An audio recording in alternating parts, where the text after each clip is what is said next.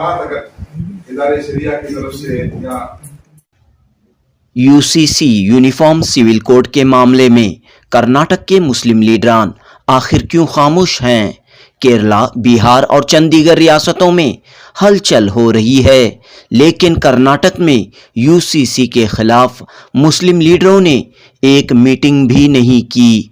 बेंगलुरु में मौलाना शाफी सादी ने मुस्लिम लीडरों की खामोशी पर उठाए सवाल। कर्नाटक रियासती वक्फ बोर्ड के चेयरमैन मौलाना शाफी सादी और मरकज़े अहले सुन्नत जामिया हज़रत बिलाल के नुमाइंदे मौलाना जुल्फ़िकार अली रज़ा नूरी ने यकसा सिविल कोड की मुखालिफत करते हुए मीडिया से खिताब किया। मौलाना जुल्फ़िकार अली रज़ा नूरी ने यूसीसी के मामले में all India Muslim personal law board की कारकर्दगी पर उठाए सवाल।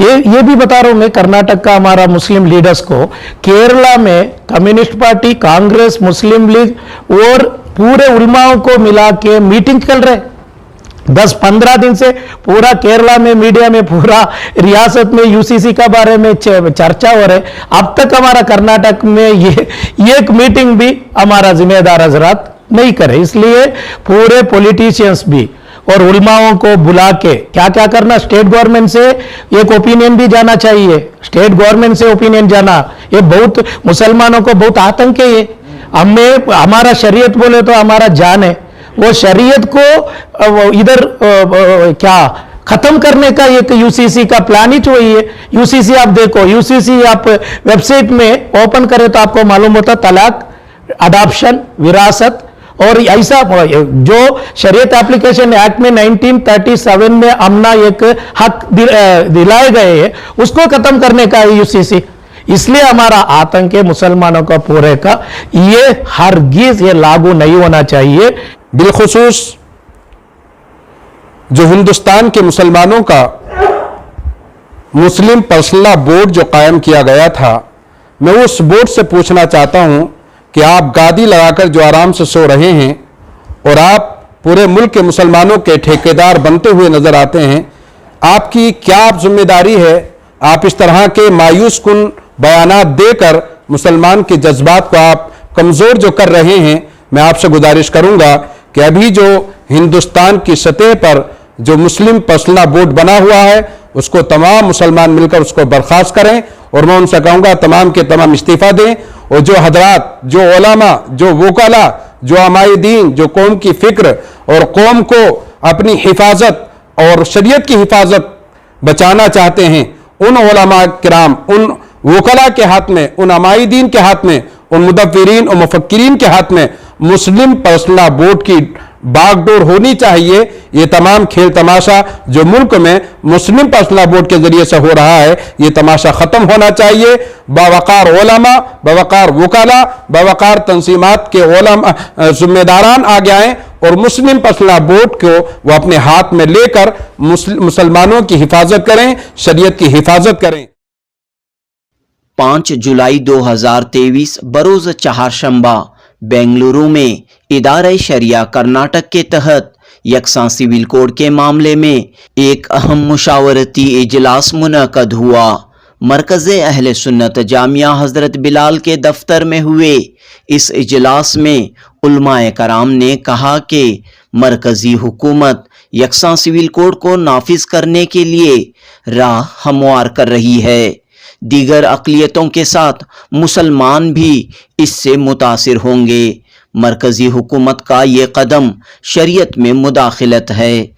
इदारे शरिया कर्नाटक ने कहा कि इस मसले के खिलाफ सड़कों पर उतरकर एहतजाज करने की ज़रूरत नहीं है। इस वक्त लॉ कमीशन वेबसाइट पर राय आमा तलब की गई है, लिहाजा इस वेबसाइट से रुजू होकर मुसलमान अपना एहतजाज दर्ज करें। www.idaresharia.com वेबसाइट के ज़रिए भी लॉ कमीशन के सामने एहतजाज दर्ज किया जा सकता है। जुनूबी न्यूज़ रिपोर्ट। ये पर्सनल लॉ खत्म करना चाहते हैं तो मोहम्मद अल्लाह जो शरीयत का सबसे ये बताइए मौलाना कि आज काफ़ी अहम मीटिंग हुई है, क्या फैसला लिया गया है आज की इस मीटिंग में? ये देखो हजरत जामिया बिलाल और हमारा उल्मा, पूरे उल्मा लोग मिलके एक शॉर्ट नोटिस पर हमारा यूसीसी का यूनिफॉर्म सिविल कोड का जो बात आ रहे है, प्राइम मिनिस्टर तो ऐलान कर चुके हैं और प्राइम मिनिस्टर का वो ऐलान में स्पीच में मुसलमानों का खास जिक्र भी आ गए। उसमें उन्होंने मुसलमानों को तसल्ली देने भी बहुत कोशिश भी करे। ये तो आपको मालूम है डॉक्टर बाबा साहब अम्बेडकर, ये हमारा संविधान बनाने का टाइम ये फंडामेंटल राइट्स में और फंडामेंटल इसमें नहीं लगा हुआ है। इसमें डायरेक्टिव प्रिंसिपल्स में ये यूसीसी का बारे में जिक्र किया। ये डायरेक्टिव प्रिंसिपल्स में तभी चर्चा हुआ था, क्यों अभी टाइम आ गए क्या, ये यूसीसी ये कर सकते क्या। तब अंबेडकर ने बताया नहीं, वो तो हिंदुस्तान में वो लागू करने का टाइम नहीं हुआ। पंडित जवाहरलाल नेहरू ने भी ये बात की है, हिंदुस्तान में यूसीसी लागू करने का टाइम नहीं हुआ। अब तक वो चर्चा हो रही पूरा हिंदुस्तान में।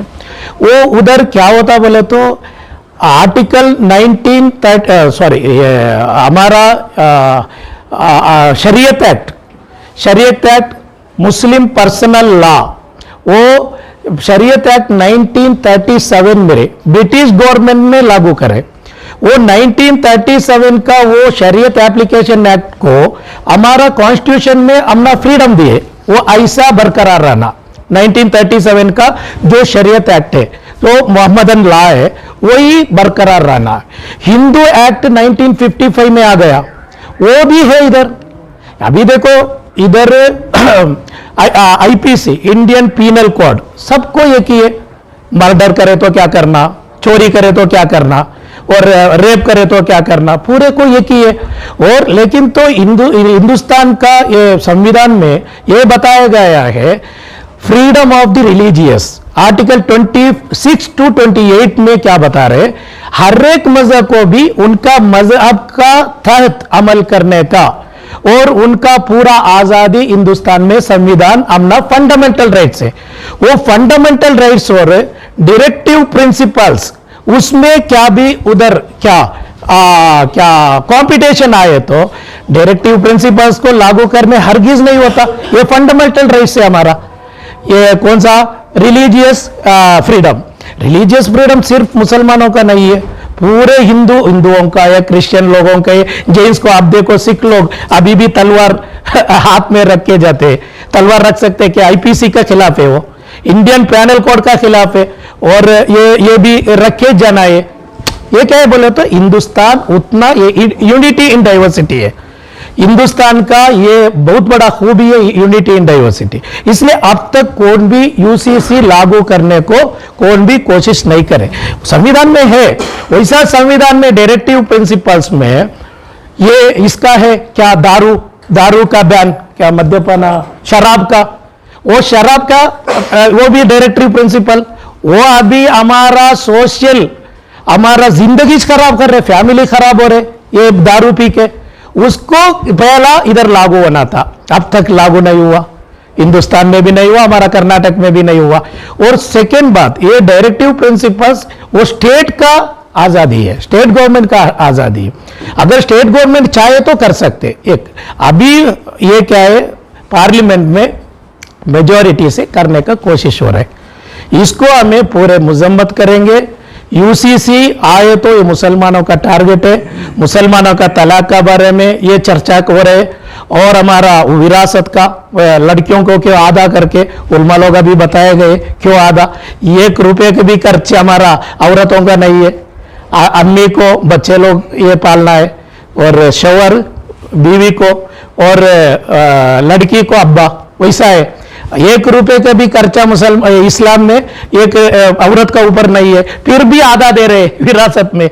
उनका एडवांटेज है, वो मालूम नहीं है। ये अभी गुलाम मुख्तार साहब बताया जैसा, ये टीवी में बैठ के तलाक का बारे में, ट्रिपल तलाक का बारे में हमना ये है वो मोदी गवर्नमेंट करे बराबर है, गवर्नमेंट करे बराबर है। ऐसा अनपढ़ लोग बैठ के टीवी में डिबेट कर रहे हैं, उनको मालूम नहीं है ट्रिपल तलाक क्या है। और दूसरी बात में दूसरा एक ऑर्गेनाइजेशन वाले को मैं नाम लेना नहीं चाह रहा हूं, आपका जो भी शरीयत का खिलाफ का ट्रिपल तलाक का बारे में आपका राय है, टीवी में जाके आप उधर ऐलान करने का जरूरत नहीं है। यूनिटी बोले तो मुसलमानों को यूनिटी होना करके बता रहे, यूनिटी कैसा टीवी में बैठ के आपका राय बता सकते क्या? त्रिवली तलाक का बारे में, ट्रिपल तलाक का बारे में आपका राय अलग रहे तो इधर हमारा ये 4 इमामों का खिलाफ आपका ये है कह रहे तो आपका मस्जिद में आप बयान सुनाइए, टीवी में बैठ के मुसलमानों का बिगाड़ने का, डिबेट कराने का कोशिश मत कीजिए, मेरा ये वार्निंग है। और उसके साथ साथ मैं इतना बताना चाह रहा हूं, इंशाअल्लाह ये रोड पर एहतिजाज कौन भी नहीं करेंगे, लेकिन तो अभी उलमा लोग पूरे डिसाइड करें, हर एक जुमा में और हर एक नमाज में भी, नमाज के बाद भी फ्लैग कार्ड क्या है, हमारा वेबसाइट है, अभी इंडियन ग्रैंड मुफ्ती का एक वेबसाइट भी आपको ये अबूबकर मुस्लियार साहब का, ये भी बता रहा हूं मैं, कर्नाटक का हमारा मुस्लिम लीडर्स को केरला में कम्युनिस्ट पार्टी, कांग्रेस, मुस्लिम लीग और पूरे उलमाओं को मिला के मीटिंग चल रहे 10-15 दिन से पूरा केरला में मीडिया में, पूरा रियासत में यूसीसी का बारे में चर्चा हो रहे। अब तक हमारा कर्नाटक में ये एक मीटिंग भी हमारा जिम्मेदार हजरात नहीं करे, इसलिए पूरे पॉलिटिशियंस भी और उलमाओं को बुला के क्या क्या करना, स्टेट गवर्नमेंट से एक ओपिनियन भी जाना चाहिए, स्टेट गवर्नमेंट से ओपिनियन जाना, ये बहुत मुसलमानों को बहुत आतंक है। ये हमें हमारा शरीयत बोले तो हमारा जान है, वो शरीयत को इधर क्या खत्म करने का एक यूसीसी का प्लान ही तो है। यूसीसी आप देखो, यूसीसी आप वेबसाइट में ओपन करें तो आपको मालूम होता तलाक, अडॉप्शन, विरासत और ऐसा जो शरीयत एप्लीकेशन एक्ट में 1937 में हमना एक हक दिलाए गए हैं, उसको खत्म करने का है यूसीसी। इसलिए हमारा आतंक है मुसलमानों का पूरे का, ये हरगिज ये लागू नहीं होना चाहिए। इसलिए ऑपोजिशन लीडर्स और पूरे मिलके इसको मुसलमानों का साथ देना जरूरी है। इसलिए आज हमारा उलमाओं का मीटिंग हुए और उलमाओं का मीटिंग में ये तय हुए, हर एक जुमा का बयानात में भी इसका बारे में जानकारी दी है। और उसके साथ साथ हमारा जितना हमारा अभी लॉ कमीशन का मेल आईडी भी अभी पूरा वेबसाइट में लॉ कमीशन का, वो लॉ कमीशन ऑलरेडी अभी अनाउंस कर चुके हैं। इसलिए लॉ कमीशन को हमारा ऑब्जेक्शन जल्दी से जल्दी जितना होता उतना जल्दी से जल्दी हमें ऑब्जेक्शन मेल करके उनको भेजना ही, उसका पूरा मेल करने का और उनका वेबसाइट में ये लागू करने का पूरा तैयार इंशाल्लाह हमारा उलमा लोग मिलके पूरे रियासत को इंशाल्लाह एक फॉर्मेट बना के पूरा रियासत को हमें भेजेंगे। सर, अभी आपने बोला कि पॉलिटिशियंस अपनी जिम्मेदारी अदा करना है, जो पॉलिटिकल लीडर्स हैं, तो इस वक्त जो है सेशन भी चल रहा है और स्टेट गवर्नमेंट से भी एक मैसेज जाना चाहिए। यस, तो इस सिलसिले में आपकी जानिब से पहल होगी, उलमा इकराम की जानिब से मुलाकात करके कोई ऐसा फैसला लेने के लिए हुकूमत पर, स्टेट गवर्नमेंट पर दबाव डाला जाएगा? दबाव नहीं है, वो हमारा मुस्लिम लीडर्स का जिम्मेदार है, वो करेंगे उन्होंने। अभी टाइम बहुत ज्यादा हुआ, अभी तो केरला में, बिहार में, यूपी में सब पूरे लीडर्स मिलके लगातार मीटिंग हो रहा है। केरला का मीडिया पूरा यूसीसी का है, उधर मुसलमानों का जितना ये था अलग अलग ख्यालात का है, पूरे इत्तिफाक होके इसका बारे में मीटिंग कर लगातार मीटिंग हो रहे। कल भी ग्रैंड मुफ्ती का इसमें चीफ मिनिस्टर आए थे, केरला का पिनराई विजयन आए थे, उधर मुस्लिम लीग का शिहाब तंगल भी आए। ये शिहाब तंगल और उस्ताद का एक अलग अलग मदरसा इदारा अलग अलग है, लेकिन तो ये इसलिए पूरे मिलके एक मीटिंग कर चुके हैं कल, और लगातार मीटिंग भी चल रहे क्या क्या करना करके। इसलिए हमारा लीडर्स इंशाल्लाह इसके बारे में एक मीटिंग भी बुला के कर्नाटक स्टेट गवर्नमेंट का ऑब्जेक्शन सेंट्रल गवर्नमेंट को भेजना जरूरी है। दूसरे को भी तमाम, आप देखो हिंदू कल्चर में अरे कैस्ट का भी शादी अलग अलग होते हैं, अलग अलग होते हैं, और एससी एसटी वाले का अलग अलग होते हैं, वो इसलिए सबको प्रॉब्लम है।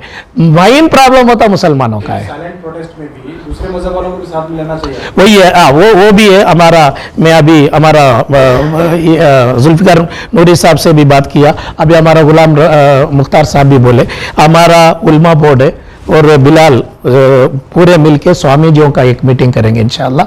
उनका साथ मिलके क्या है यूसीसी से हमना प्रॉब्लम क्या होता, तलाक क्या है, हलाला क्या है, हलाला का बारे में बहुत मिसगाइड कर रहे, हर पूरा हिंदुस्तान में हलाला चल रहा है करके, वैसा एक भी आप एक भी नहीं दिखा सकते। अभी हमें पूरे बैठ को है, हमें पूरे बैठ के उल्मा लोग, इसमें दूसरी शादी कौन कौन करे करके पूछो आप, इतना लोग है ना। मैं तो एक ही शादी है, मौलाना भी एक ही शादी है, पूरे एक ही शादी करके।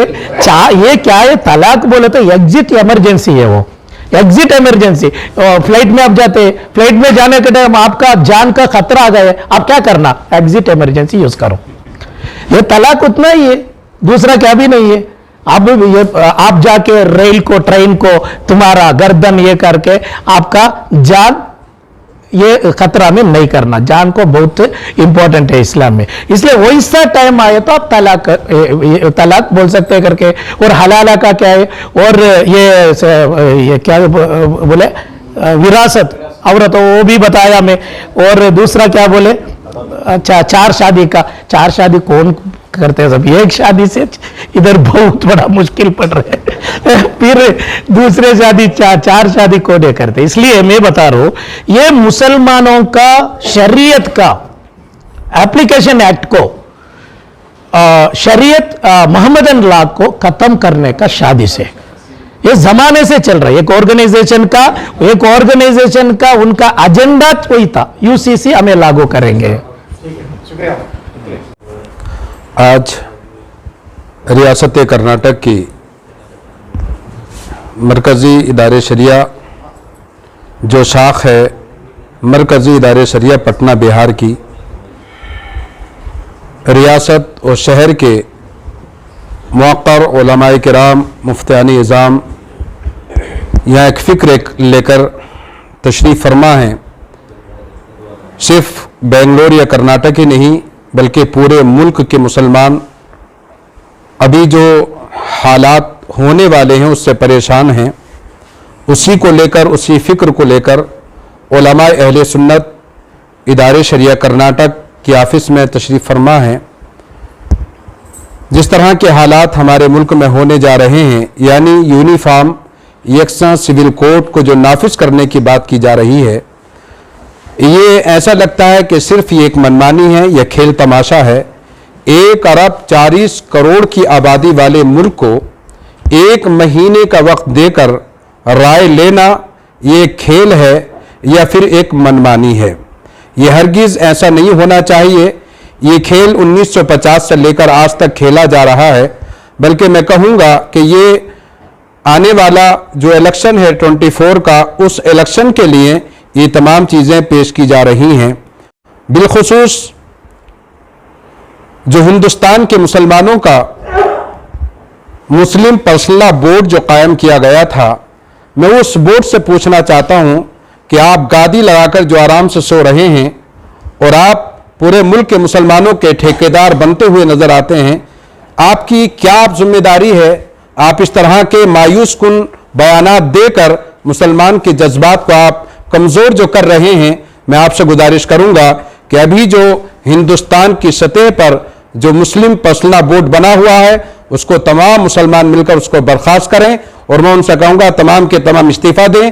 और जो हजरात, जो उलमा, जो वकाला, जो अमाई दीन, जो कौम की फ़िक्र और कौम को अपनी हिफाजत और शरीयत की हिफाजत बचाना चाहते हैं, उन उलमा किराम, उन वकला के हाथ में, उन अमाई दीन के हाथ में, उन मुदव्विरीन और मुफक्किरीन के हाथ में मुस्लिम पर्सनल बोर्ड की बागडोर होनी चाहिए।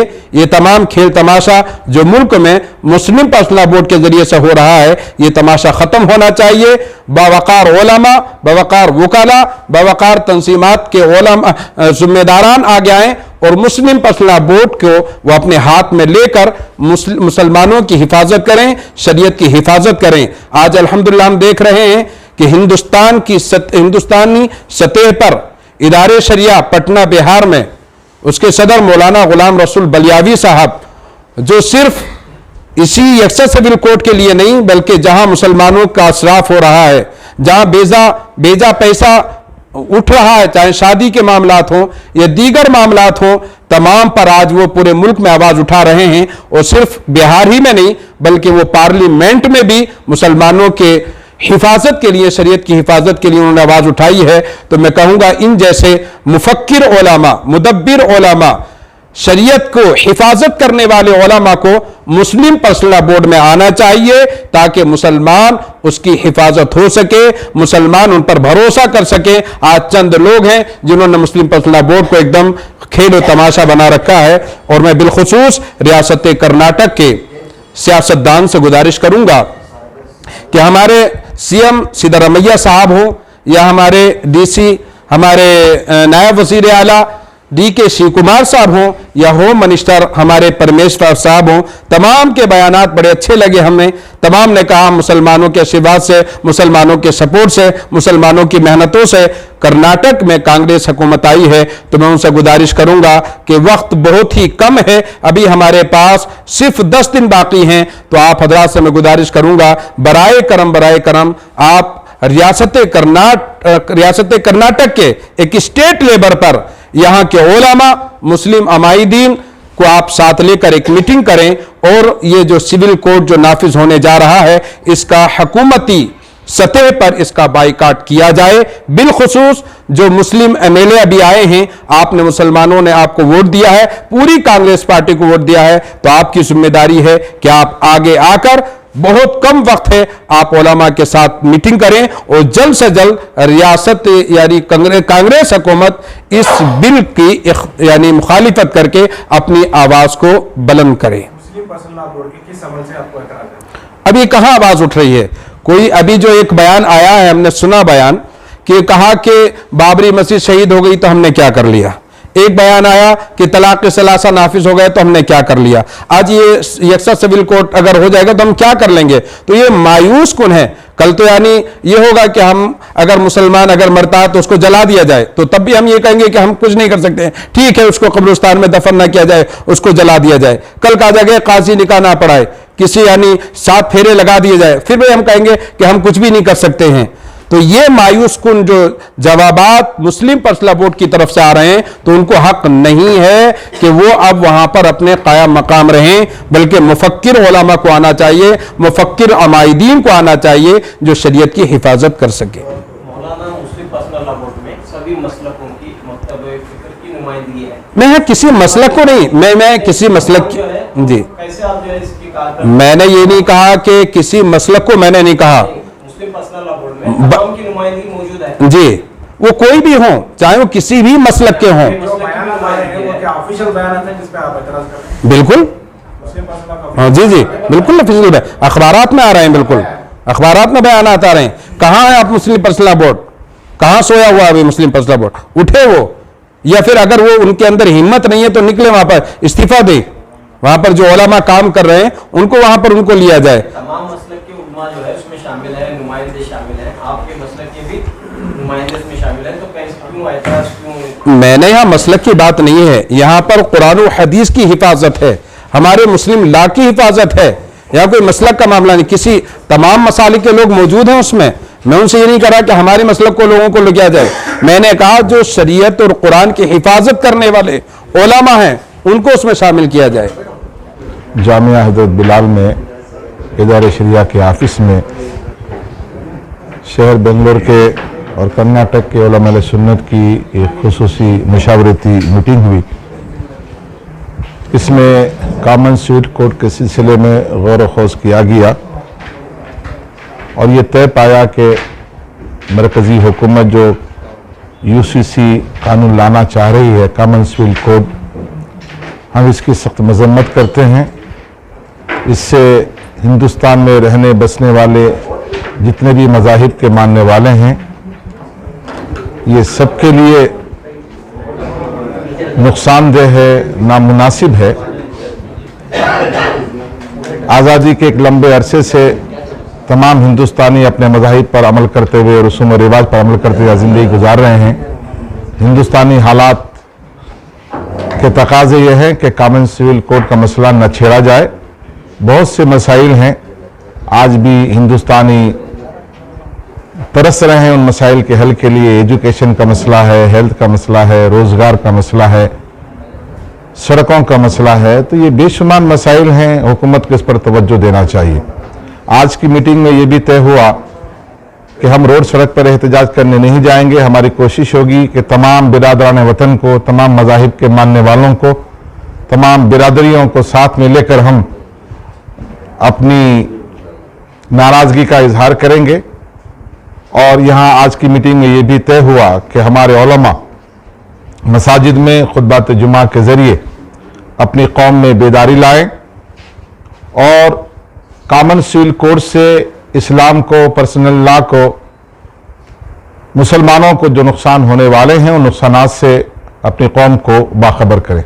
शुक्रिया। का जो मकसद है, मुझे लगता है कि हम तमाम को उसका इल्म है नहीं, बल्कि हम जानते हैं कि 1950 से लेकर आज तक ही चल रहा है। को लेकर उस मौके पर भी जो वहाँ पर बहुत सारे मुस्लिम नेता थे, तो उस मौके पर भी बहुत सारी चीज़ें आई, लेकिन उस मौके पर उन्होंने उसका मुकाबला किया।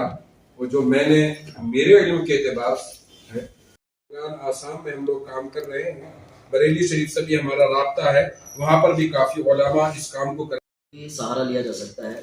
एहतजाज की तो बहरहाल ज़रूरत नहीं है। उलमा इकराम के पास मसाजिद के बहुत बड़े प्लेटफॉर्म हैं।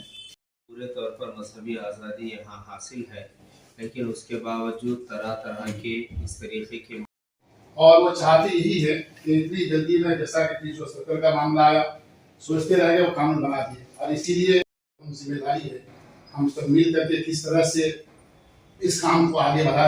जो वहाँ बना है, मैंने सोच देखा तो ये हमारे शरीयत के खिलाफ है, ये इस्लाम के खिलाफ है। तो इसीलिए हम सब कुछ बर्दाश्त कर सकते हैं, वो शरीयत में मुदाखलत बर्दाश्त नहीं कर सकते, मगर हम जज्बात में नहीं बल्कि हमको संजीदगी के साथ सबको मिलकर हमें एहतजाज भी करना, किस तरह से करना है, उलमा के मशवरे से, अकाबिर के मशवरे से, जैसे कि अभी है ही नहीं। मगर नुकसान क्या है, नुकसान को हमको जोर देना है और लोगों को बताना।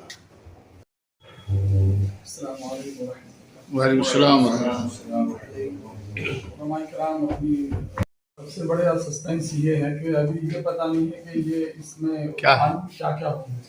अगर हम आवाम को कुछ बताए भी, आवाम को बता सकता है, आवाम तो छोड़िए, जो जिम्मेदार है उनको ये भी पता है कि अक्सर सिविल कोड है क्या है।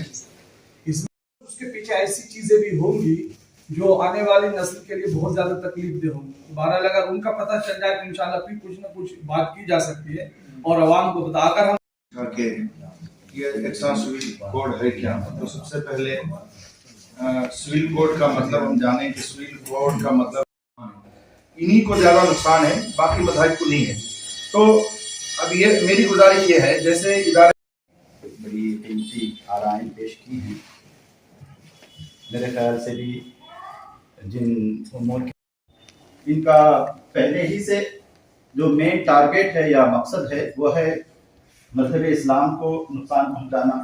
हमारे इस मुल्क में जो चाहे 370 का मसला हो या तलाक़ सलासा का मसला हो, ये धीरे धीरे मतलब स्टेप बाय स्टेप वो अपने मकसद की तरफ बढ़ रहे हैं और अब ये एक तरह से जो है वो अपने मेन टारगेट की तरफ आगे बढ़ रहे हैं यूनिफॉर्म सिविल कोड के जरिए। इसी तरह तलाक का भी मसला है कि यहाँ पर जो है शरई एतबार से भी हम तलाक के जो मसाइल हैं या तलाक के जो मसाइल हैं वो आपसी क़ज़ा में बैठकर जो है मसले हल कर लेते हैं और इसकी मान्यता हुकूमती सतह पर भी हो जाती है। लेकिन दीगर ममालिक में जो है ये चीज़ नहीं है।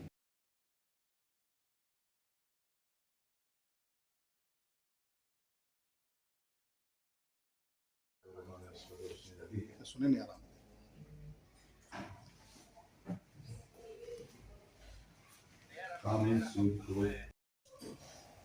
पिछले कई सालों से उसका जिक्र सुन रहे हैं और अभी उसका हमारे सामने आई है। हवाई फायरिंग नहीं है